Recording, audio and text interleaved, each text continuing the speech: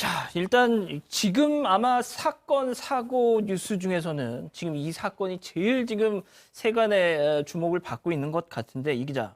네. 이은혜, 이 가평 계곡 사건의 용의자 이은혜.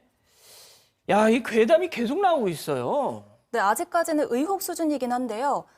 지금 이은혜와 교제했던 남성 3명이 모두 사고를 당해서 사망했다. 이런 주장이 제기가 됐습니다. 2010년에 사귀었던 남자친구는 김 씨가 교통사고로 숨졌고 2014년에 사귀었던 남자친구도 역시 파타야에서 스노클링을 하다가 숨졌다고 합니다. 그리고 마지막이 검찰이 수사하고 있는 2019년 남편 윤 씨 사망 사건입니다. 자, 3명이 전부 사고사를 당했다. 이 우연의 일치라고 하기에는 너무 좀 소름 끼치는데요. 여기서 오늘 3번째 사건 체크포인트 짚어보죠. 파도 괴담만 나오는 여자라고 저희가 일단 정해봤습니다. 자, 그러면 첫 번째 사고부터 살펴보죠. 석바위 교통사고. 네, 2010년에 있었던 사건인데요.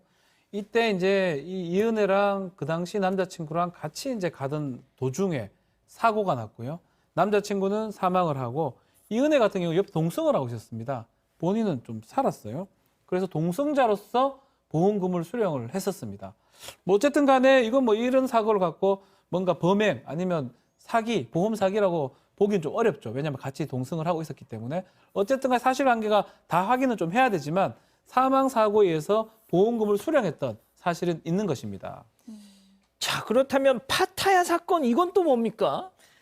네. 이 파타 사건도 이은혜가 관련된 건데요. 이게 이제 그것이 알고 싶다에 사고, 이은혜에 대해서 보도가 이루어진 후에 이제 제보들이 마구 들어왔어요. 그때 2014년에 태국 파타야 산호섬에서 스노클링을 하던 남성이 사망한 사건이 있었는데 이것도 이은혜와 관련이 있다라는 보도가 들어온 거예요. 제보가 들어온 거예요. 그래서 이제 뭐지? 그러고 보니까 이은혜가 2011년 그러니까 그 전에 이 석바위 교통사고 난 바로 그 다음입니다. 이 남성을 만났어요. 이 사망자를 만나는데 둘 다 유흥업소에서 지금 종사하고 있던 것으로 제보는 들어왔습니다.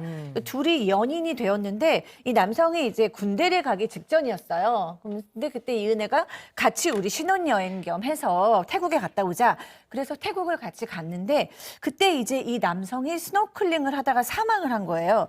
그런데 이제 그게 탈살 가능성은 경찰이 찾지를 못해서 그냥 사고사로 종결이 됐는데 나중에 제보가 들어오기를 이은혜가 밤새 자기 술 먹고 바다에 들어가서 사망한 거야 라고 누군가한테 얘기했다고 하는 거예요. 그러니까 결국에는 이 남성의 사망도 이번에 그 계곡에서의 사망과 똑같이 이 어떤 술을 마시거나 하여튼 물속에 남성이 들어가서 나오지 못한 그런 사고로 보입니다. 팀장님, 일단 뭐 저희가 확증을 그러니까 확실히 이건 뭐 사건이다라고 말할 수는 없겠지만 그런 생각은 듭니다. 그러니까 첫 번째, 두 번째, 그러니까 네네. 석바위와 파타야 그거를 이렇게 경험하는 과정에서 이렇게 하면은 보험 사기를 칠 수도 있겠다라는 힌트는 얻었을 수도 있다. 그런 아이디어를 얻을 수가 있는 거죠. 2010년 석바위라든가 2014년 파티아 사건이 사실 교통사고 2014년 건은 의문사라고 보거든요. 이게 무슨 얘기냐면 직접 살해하게 되면은 내가 조사를 받지만 이 간접살인 같은 경우는 참 힘들거든요. 그러니까 이 살인 수법이라는 게 있어요. 한번 성공한 수법은 써먹을 수도 있는 거거든요. 예. 제가 앞서가지는 모르지만 만나는 남자마다 사망했다고 한다면은 사망했을 때 자기가 피해를 안 봤다. 즉 어떤 수법이 이러면 간접살인이 되면은 내가 직접적으로 조사를 안 받는구나, 처벌 안 받는 거라 인지해가지고 세 번째 2019년이죠. 그 사건도 일으킬 수도 있다라고 가정이죠. 시정할 수 있는 사항입니다. 자, 박 변호사님. 네.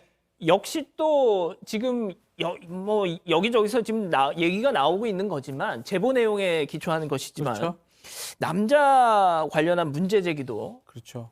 사망하는 사람도 많이 있지만 남자 부분에 대해서 여러 가지 제보들이 지금 들어오고 있습니다. 본인의 글로 추정이 되는데 이은혜가 직접 썼던 걸로 보이는데 2011년, 12년 그 무렵에 이 출산을 하고 이제 그의 친부는 군대 갔다라는 이런 출산 후기까지 썼던 글도 지금 보이고요. 그래요.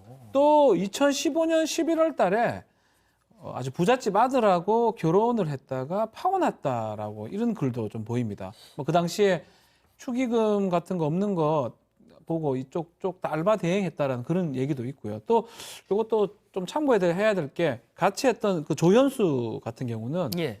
아마 이은혜랑 같이 좀 일을 같이 했던 걸로 보이고 조현수도 뭐 성매매라든지 이 조현수 아는 사람 얘기에 따르면 도박이라든지 이런 것들 돈이 되는 모든 것들을 했다라고 지금 얘기가 좀 있습니다. 그래서 예. 조현수하고 이은혜하고 두 사람이 같이 공모해서 어떤 사기라든지 다른 범죄를 했는 게 아니냐 이런 얘기들이 되고 있는 상황입니다. 팀장님, 지금 워낙 이렇게 막 이 의심이 끊이지 않다 보니까 지금 세간에서는 어떤 얘기까지 나오면 그 어민숙 사건 아시죠? 네네. 예, 자신의 뭐 전 남편과 친정 식구들을 다 무슨 막 이상한 무슨 독살 뭐 이렇게 실명을 시키고 해서 그렇죠. 수억 원대 보험금을 타냈던 정말 대표적인 사이코패스 사건인데 이 사건을 좀 보는 것 같다 뭐 이런 얘기까지 하는 분들도 계세요. 그렇습니다. 그 사건하고 비슷하게 지금 느낌이 오지 않습니까? 만나는 사람마다 사망을 했고 또 그리고 만나는 조모라는 사람도 사실 불법행위한 사람이고 그런데 제가 보기에는 아까 말씀드렸듯이 한번 수법을 성공하게 되면 계속 써먹기 때문에 그 수법을 적용할 수도 있다라고 보는 거예요. 이게 확정은 아닙니다. 그리고 제가 보기엔 이 두 사람이 지금 공개 수배가 됐지 않습니까? 예. 그러면은 공개 수배된 사람들이 도주할 길은 외국으로 밀항한다든지 일본이나 중국으로 아니면은 정말 막다른 길에 몰리면은 극단적 선택할 수도 있어요. 근데 두 사람의 상황을 봐서는 제가 지금 모텔 같은 데 숨어 있으면서 왜냐하면 요즘에는 마스크를 쓰지 않습니까? 예. 그리고 안경을 쓰면 알 수 없거든요. 그렇기 때문에 모텔 정도에 숨어 있지 않을까 싶긴 한데 어떻든 공개 수배를 했으니까 저 사진을 자세히 보셔가지고 그 주변 사람들이 저 비슷한 사람 있으면 신고하시면 됩니다. 그럼 바로 체포할 수 있으니까 어떻든 공개 수배는 잘한 것 같아요. 예. 자, 하나 더 짧게 좀 따져보죠. 지금 유족한테 연금이 나올 텐데, 자, 그런데 사망한 남편의 연금, 이게 지금 이은혜가 받고 있다, 뭐 이런 얘기도 있어요. 네, 그렇습니다. 윤상엽 씨 친누나가 국민청원에 올린 글에 따르면요. 국민연금은 배우자인 이은혜 씨가 수령하고 있다고 합니다. 국민연금법에서는 최우선순위자가 배우자인데요. 그래서 이은혜 씨가 연금을 받고 있는 거라고 합니다. 박 변호사님, 네. 그러면은 이거 진짜 이 고 윤상엽 씨 진짜 가족들 받을 수 있는 방법 없어요? 따져봐야 될 것 같은데요. 이 연금이 일단은 사실은 배우자 포함해서 받아갈 수가 있는데 지금 이 윤상엽 씨를 살해하고자 했던 사람이 상속 대상에서 배제가 되는 게 민법상 원칙입니다. 근데 지금 예. 이 부분이 지금 확정이 안 됐거든요.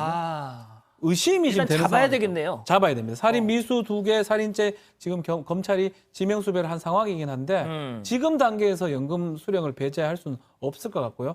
다만 이거를 좀 수령하지 못하게 가처분을 할 수는 있지 않을까 개인적으로 가처분. 생각이 드는데 어쨌든 간에 지금 잘못 가고 있는 거거든요. 그러니까요. 이건 법적인 좀 구제가 좀 필요한 상황이 아닌가 이렇게 생각이 듭니다. 알겠습니다. 아무튼 뭐 이거는 이은혜가 잡히기 전까지 계속해서 좀 얘기가 나올 것 같으니까요. 계속 좀 얘기 주시하죠.